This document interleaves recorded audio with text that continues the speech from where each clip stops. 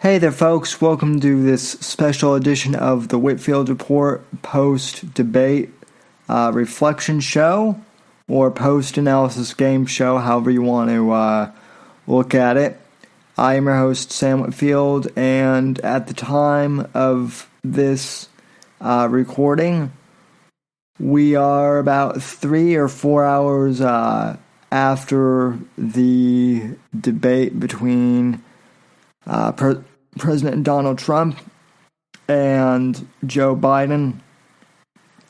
And I was on a round table with Versa Media and jumped into their stream a bit, but I wanted to kind of do my own podcast for you guys and just kind of explain some of my thoughts as to how the podcast went. For those who were able to tune in to the live stream of the debate that I did on my channel for the Whitfield Report, I really appreciate that. I really appreciate everyone who tuned into the channel and watched the debate live with me. So a lot of you guys who did that were able to watch my reactions in real time. So that's great. But for those who were either watching the debate somewhere else or, maybe for some reason you didn't get a chance to watch the debate, in which case I understand. We're all busy. But this debate was really interesting, folks, for a number of reasons. First and foremost, there seemed to be, really conflating opinions as to who, won. A lot of people are really mixed up. So I'm going to get into the good, the bad, and the ugly of what happened here. So just kind of jumping into it.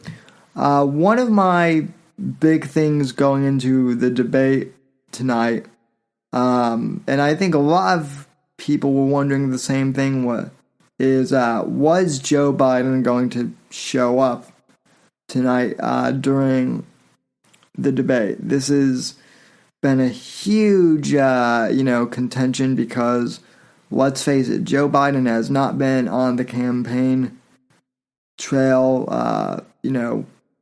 or really anywhere for months now.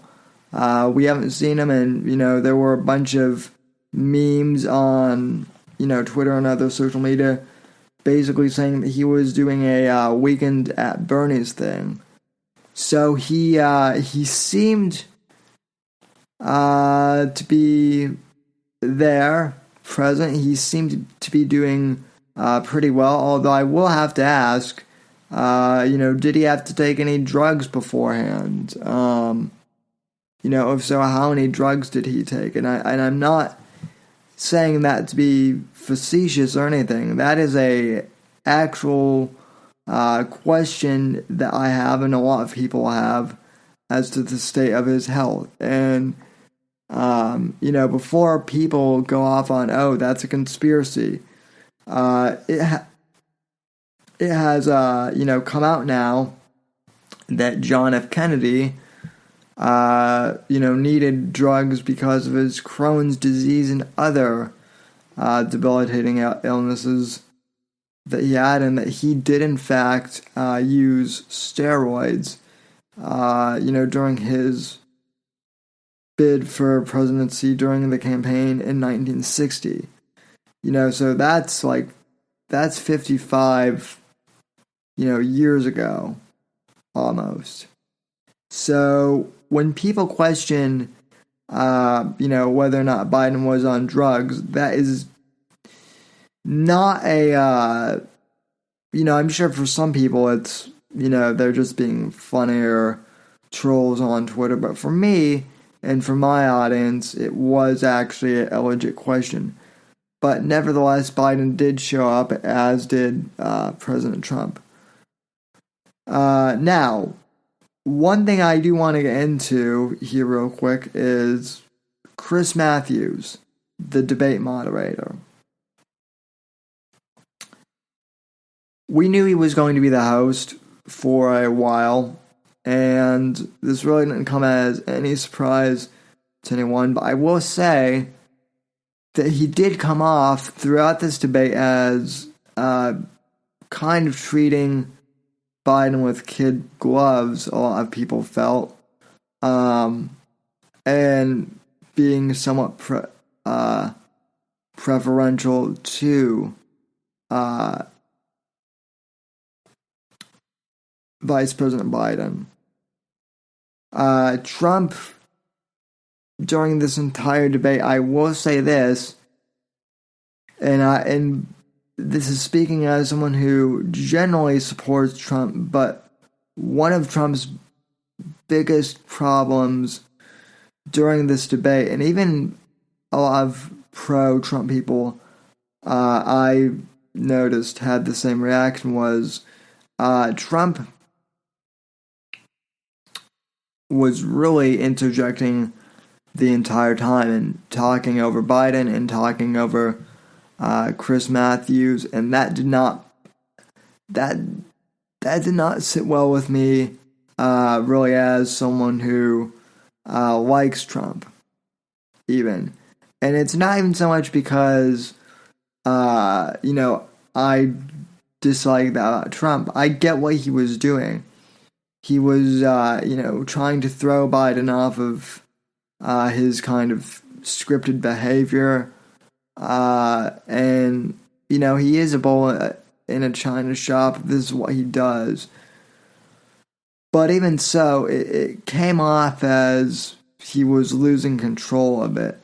At least during the first half of the debate, it seemed fairly one-sided in this.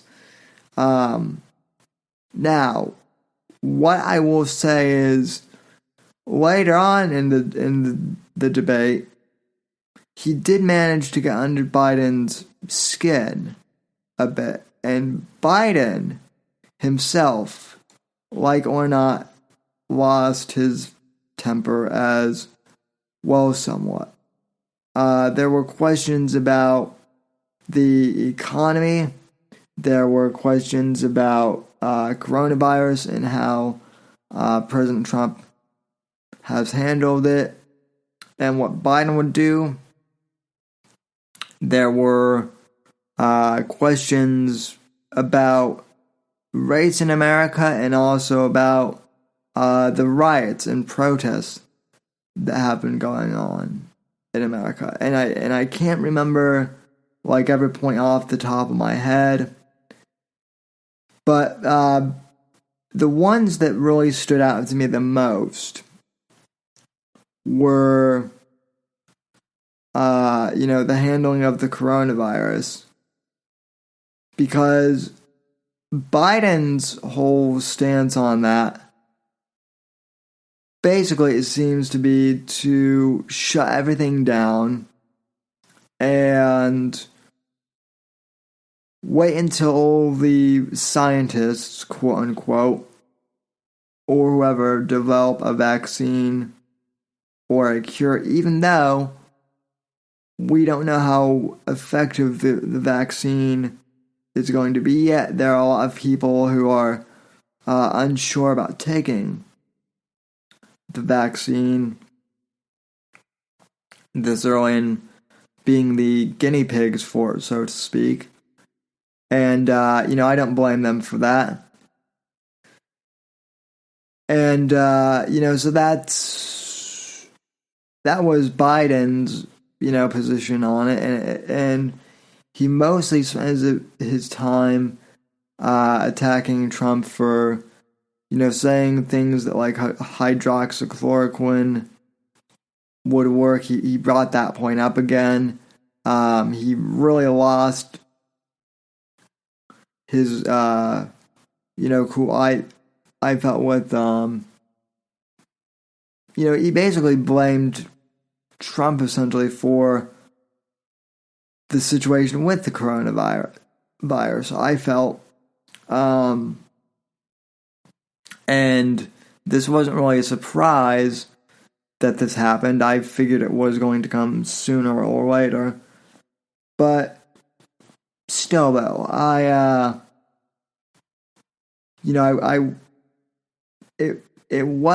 was just the beginning of the whole, kind of clusterfuck that was this debate, so to speak. The two other big things that really stood out to me issue-wise were the race issues in America, and then police brutality, and also violence in the street. Biden called out Trump because Trump basically, as Apex Scam and I discussed on this most recent podcast, got rid of government mandated sensitivity training, which, as most of you know, I thought that was a good choice on Trump's part to do that. Biden, obviously, and even Chris Wallace. This is where I felt Chris Wallace really got partisan, was saying that, racial sensitivity training, isn't a bad thing, and that, even Chris Wallace kind of inferred that Trump was wrong for getting rid of it. Trump brought up the fact that a lot of this sensitivity training isn't about sensitivity, it's about bowing to political correctness, and the thought police, that was where Trump really laid big points, for me at least, in that category. And Biden once again brought up Charlottesville, that Trump was supposedly supporting neo-Nazis, which is a tired line that has been brought up for years now. That narrative is going to keep on getting brought up because in terms of race, that is all the left has to use against Donald Trump, even though it's a fake narrative.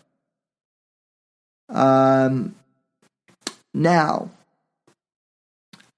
as far as other narratives go, the issue of police,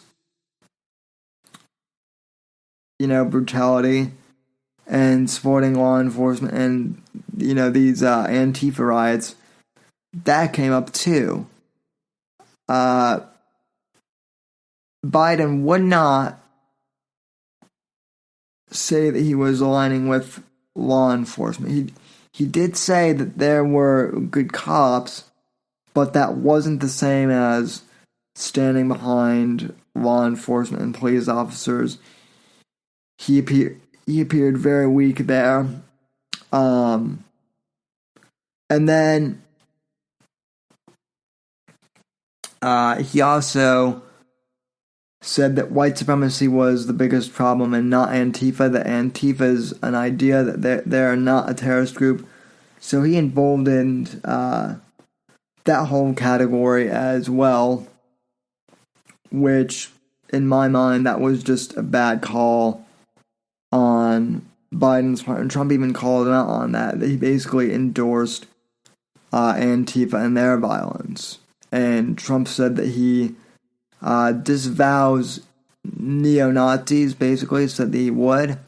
But then he also said that his supporters would need to be standing by, which, I got what he meant by that, but the average voter might find that somewhat cryptic. And then, for some reason, Chris Wallace made this big thing about Trump's, tax returns, and, he's paid a limited amount of income.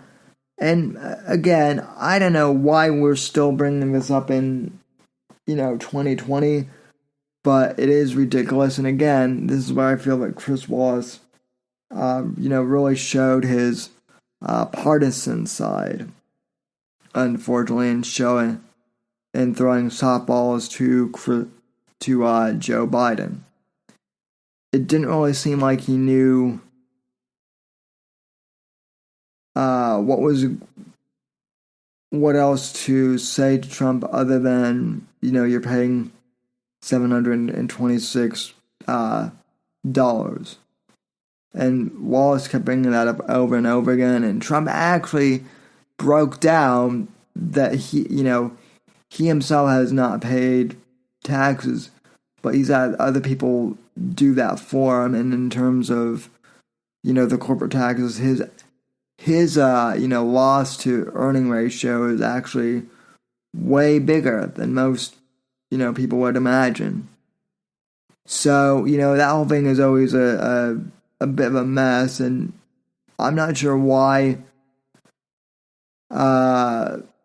Wallace insisted on bringing that up. It didn't seem very good to me. As far as what Trump's biggest downfall was, well, this was the fact that he basically, as far as I could tell, continued to basically interrupt Chris Wallace, the debate moderator, and talk over him and talk about Joe Biden as well. And while I get that maybe his tactic in that was to throw, Biden off the script and kind of rattle him, it made Trump seem like he was, throwing a temper tantrum a bit and was a bit of an asshole. So that did not look well upon him. And for some voters, unfortunately, who are in the, normie category, as the internet calls it, that lost him major points, unfortunately. And it'll be interesting to see how that gets read in the coming days, because they definitely are going to use that point, against him in the campaign ads, that he interrupts, that he talks over people, that he seems rude and whatnot. And it also made him seem like he was attacking a poor, defenseless old man. That's the narrative that they're going to go with for, Trump being the mean guy who attacked the harmless, old man that is Joe Biden. That's the narrative that the DNC is going to spin. You can almost count on it, guys. Now, with that being said, Trump managed to get under Joe Biden's skin a bit when he brought up the fact that Hunter Biden, Joe Biden's son, has taken money from the mayor of Moscow and other Russian officials, and that he's been under investigation for that for a couple months now. Now, what's interesting, and I mentioned this at the beginning of my post-show stream with Versamita, Biden made the mistake, or gaffe it seems, when Trump said that about his son.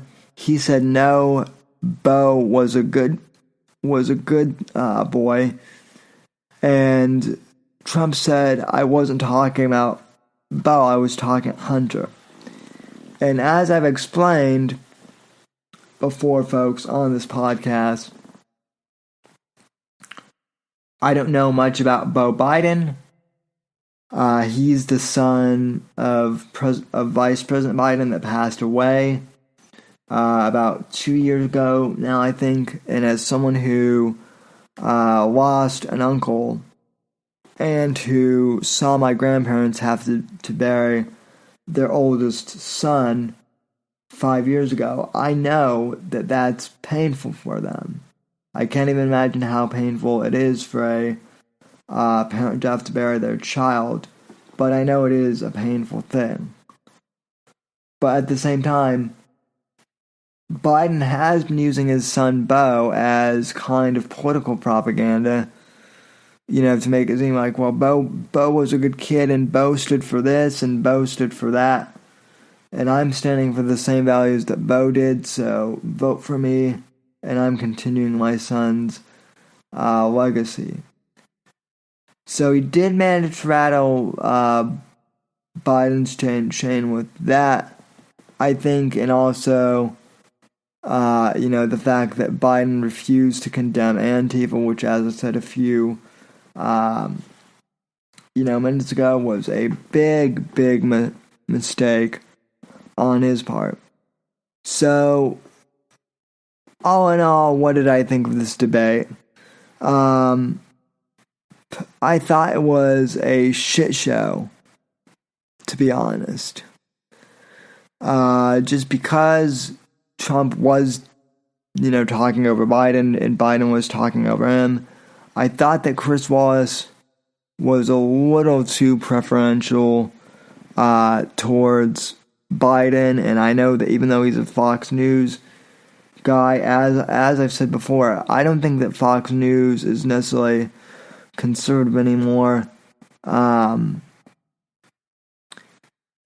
It was just a mess, and my immediate thoughts, and I'll probably have some more analysis on this on Saturday, but just my initial thought was, holy shit, we have to sit through 2 more of these. That's going to be a bit of a pain. One final thing I will say in favor of Trump is he did call Biden out on the whole Spygate thing with the FBI bugging Trump Tower, with the wiretaps of Trump Tower and Obama knowing about it. That was a very important tactic that I think is going to help Trump in the long run. But as far as who won the debate, well, I guess that's largely up to your, interpretation. And I mean, I'd like to say that Trump won the debate, but then again, Trump is my guy in this, I will admit. And, the argument could be made that, Trump won in some respects or that Biden won in others. But honestly, I don't think anyone's opinion was really swayed in this first debate. And that's usually the way it goes, first and foremost, for most of these debates. But anyway, folks, I know I've been rambling on here a bit. I know, this isn't the smoothest analysis, but I wanted to get this out there. As I said, it's been a long day, a long evening of, streaming for me. So, anyway, folks, I want to thank you for listening to this special edition of the Whitfield Report. I'll be back on Saturday evening for the show, and Apex and I will dive further into the debate as well as some other news. And folks, let me know what you thought of the debate. You can tweet me on Twitter at @SumDiv_NDC. And for those who are listening on iTunes, please rate this podcast 5 stars and let me know your feedback. And yeah, folks, I'm looking forward to this debate season. It's fully in swing now. So from all of us here at NDC Studios, wherever you are in the past, present, future hour, God bless, God save this great nation, God, freedom, legacy, in that order, and I will see you on the next episode of the Whitfield Report. God bless.